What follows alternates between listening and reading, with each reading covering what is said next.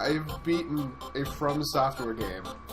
From Software does games like, I think was it Dark Souls that comes out of From Software? Or was it, could have been Blood, I don't know. One of those like stupidly difficult, or if not all of them. I'm actually going to check that real quick while this is playing.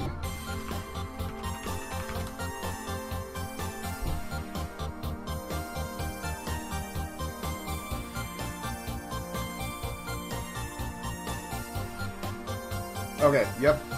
All of the Dark Souls and Bloodborne and Demon Souls, like the ones that are supposed to be so difficult that they're just punishing. This is one of them. 3D Dot Game Heroes is one of their games.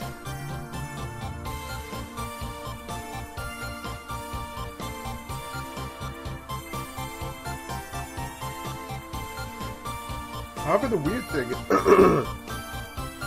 as I'm looking through their list of games, 3D Dot Game Heroes does not show up on here, which is weird.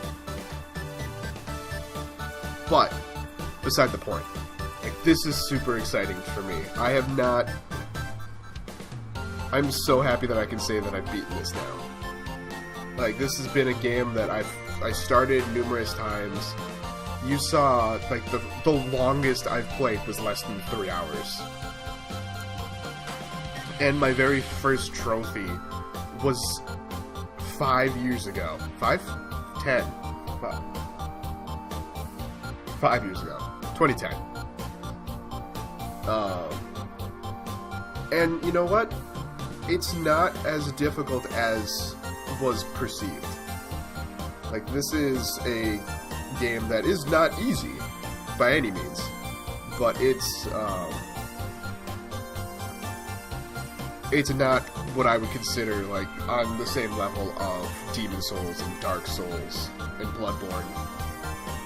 However, there's still a lot to this game that I didn't touch. Like, I didn't specifically avoid side quests. Like, I would do them as I kind of came across them. But there's still, from when I had to look up how to beat Flame Dragon, or the Flame Temple Dragon, I had strolled through, and there's a lot of side quests to get you, and like, when I pulled up the sword menu, there's still like a list of swords that I don't have. There's a bunch of key items that I don't have. The blocks, those little or the small blocks that you pick up, they're supposed to get you upgraded swords as well.